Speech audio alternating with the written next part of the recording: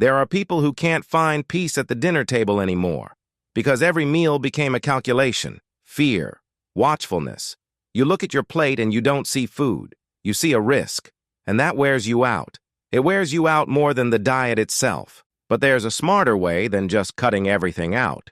Understanding the ancient ingredients, the ones that show up in biblical scenes, in the everyday food of common people, in the eating patterns of the first century, and why they work better when they come together the right way, with fiber, with good fat, with order, with simplicity.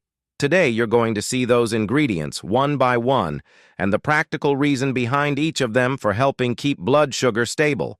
But before we talk about the ingredients, we need to understand what problem they're actually solving.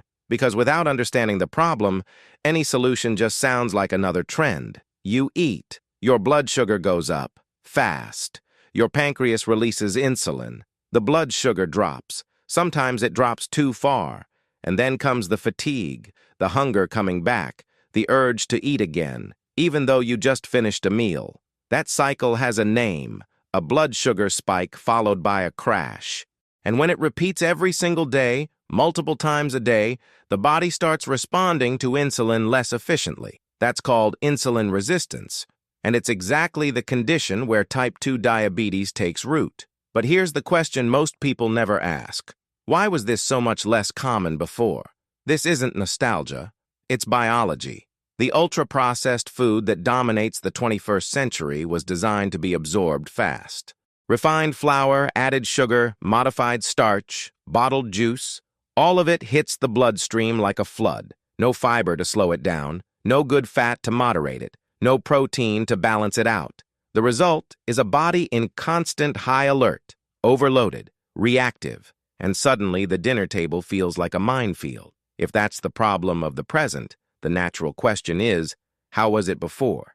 Not in theory, in practice, on the plate, in the daily life of someone living in the first century. The eating pattern of the first century had none of that.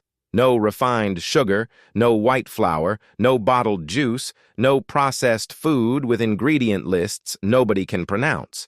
What they had was whole food, dense, with texture, with fiber, with natural fat, with protein. It was a way of eating that, by its very structure, worked differently in the body, not because it was sacred in a mystical sense, but because it was whole. And whole foods are processed more slowly, more steadily, more predictably by the body. What shows up in biblical scenes? The bread that was broken, the fish that was grilled, the olive oil on the table, the lentils simmering over the fire, all of that forms a pattern that modern science is only now beginning to fully understand.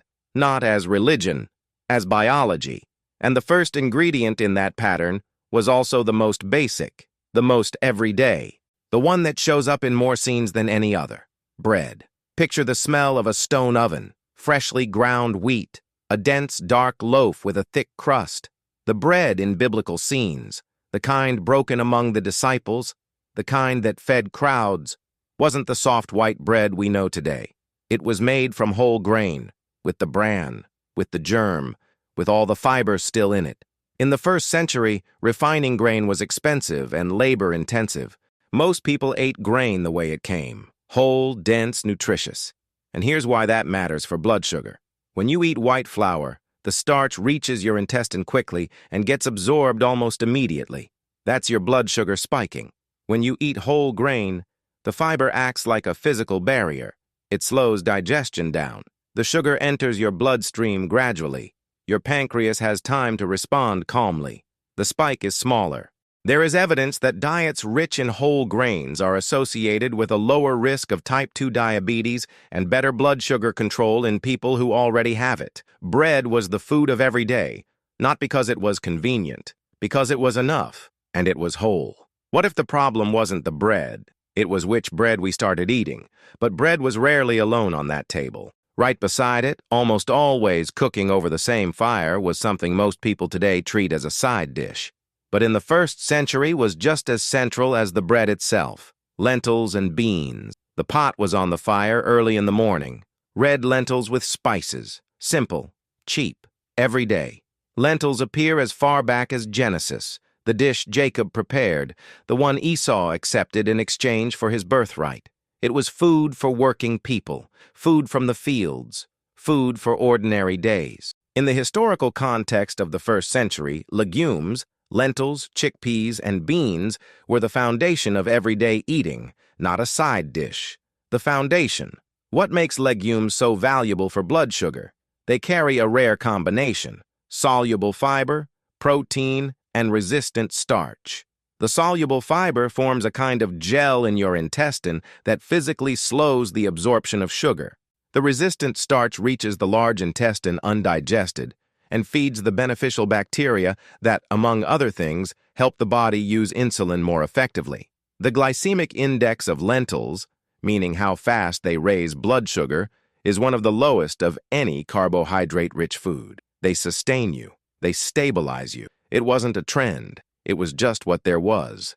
And the body responded well. What would change if half the plate went back to being legumes? But lentils, as hearty as they were, didn't arrive at the table alone. They came with something poured over them, mixed in, a golden liquid that modern times turned into an expensive supplement, but that in the 1st century was simply what every kitchen had: olive oil. The olive press sat at the edge of the village. The smell soaked into the stone walls. The golden liquid ran slowly. Olive oil appears throughout Scripture, as food, as symbol, as an element of healing. In the 1st century, it was the primary fat of the Mediterranean diet. There was no processed margarine, no refined soybean oil. There was olive oil, and that matters for your body. Extra virgin olive oil is rich in monounsaturated fat, the kind that's good for you, and in polyphenols, which are natural compounds with anti-inflammatory properties. Chronic low-grade inflammation is one of the key mechanisms behind insulin resistance. Reducing it can help the body respond to insulin more effectively. On top of that, when fat enters a meal alongside carbohydrates, it slows how quickly the stomach empties into the intestine. That smooths out the blood sugar spike. Olive oil wasn't a supplement. It was an ingredient. It was in the food, on the bread, over the fish. What if the right fat wasn't the enemy, but an ally for stability? Speaking of fish, it was the primary protein in this pattern, not the roasted meat saved for feast days. Fish was every day. It was what the people of Galilee put on the table when the day ended and the nets had been cast. The Sea of Galilee, nets cast before dawn, fish grilled over coals on the shore. Fish appears in central scenes of the Gospels, not as background detail, but as real, everyday food specific to that region. Galilee was defined by the lake. Fish was the primary source of animal protein for most of the people who lived there. It was grilled, salted, dried. Simple. No breading, no deep frying in refined oil. And nutritionally, it carries something valuable: complete protein with omega-3. Protein has a direct effect on blood sugar. It causes insulin to be released more gradually than carbohydrate alone does, and it increases satiety, meaning you eat less overall in that meal. Omega-3, in turn, is associated with reducing systemic inflammation, that quiet, ongoing process that over time damages the body's sensitivity to insulin. Eating protein before or alongside carbohydrates tends to reduce the blood sugar spike after a meal. The grilled fish on the shore wasn't sophisticated, it was right, it was enough. What if protein was the most overlooked element in modern meals? But the meal didn't end with the fish.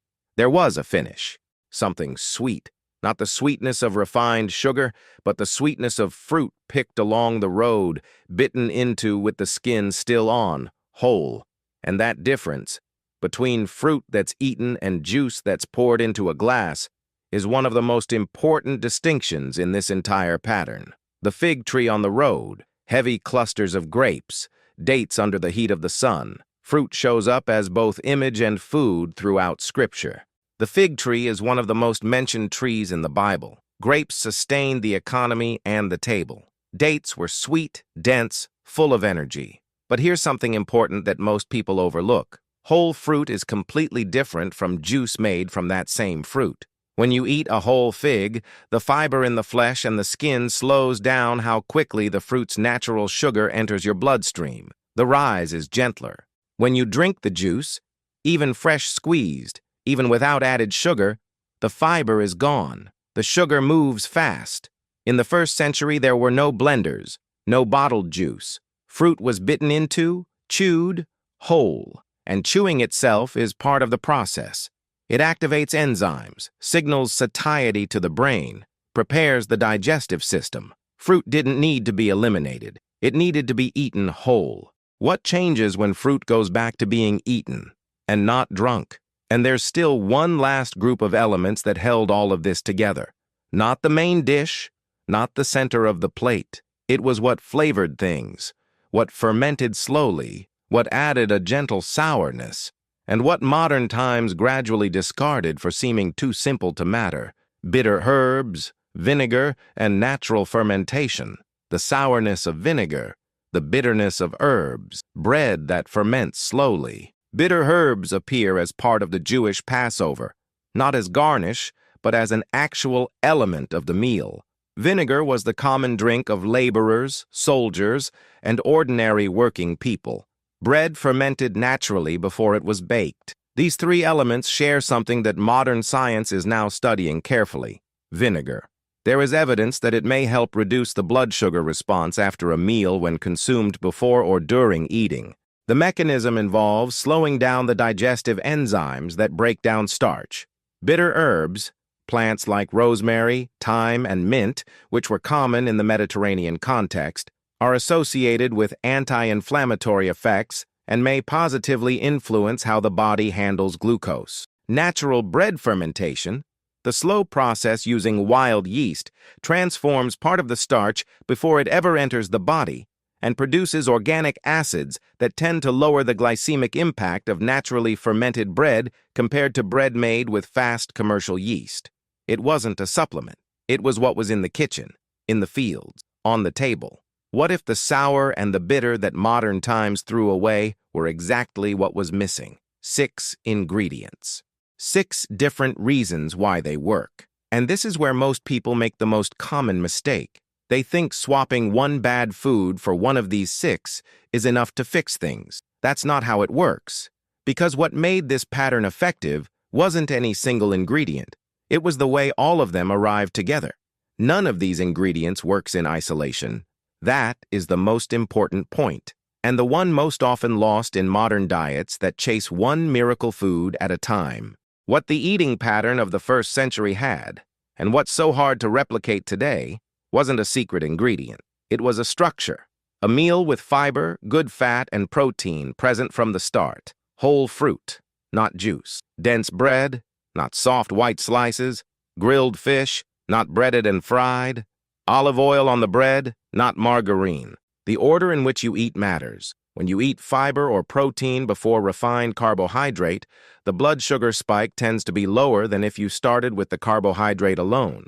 The combination matters. Carbohydrate alongside good fat and protein in the same meal is metabolically more stable than carbohydrate on its own. Consistency matters. One well-structured meal doesn't fix anything if the other 3 that day are repeated spikes. This isn't magic, it's biology. And the ancient pattern, out of necessity and context, got the structure right, without ever needing to know the name of a single hormone. Structure, order, combination, consistency. 4 simple words that sum up what took centuries to unravel, and that can be rebuilt, one meal at a time. The simple table wasn't an aesthetic choice. It was just what there was, and what there was most of the time was whole. Whole means slow absorption. Slow absorption means a smaller spike. A smaller spike means less strain on the pancreas. Less strain means more stability over time. The ancient pattern wasn't perfect, but it had something the modern pattern has almost entirely lost: natural structure. There's no shortcut here. There's no single ingredient that fixes everything. But there is a path built from repeated choices, from meals put together with intention, from food that reaches the body the way it was made to arrive, whole, combined, in order, with consistency. A steady body starts with a simple table. And maybe the oldest wisdom about this isn't found in any nutrition book.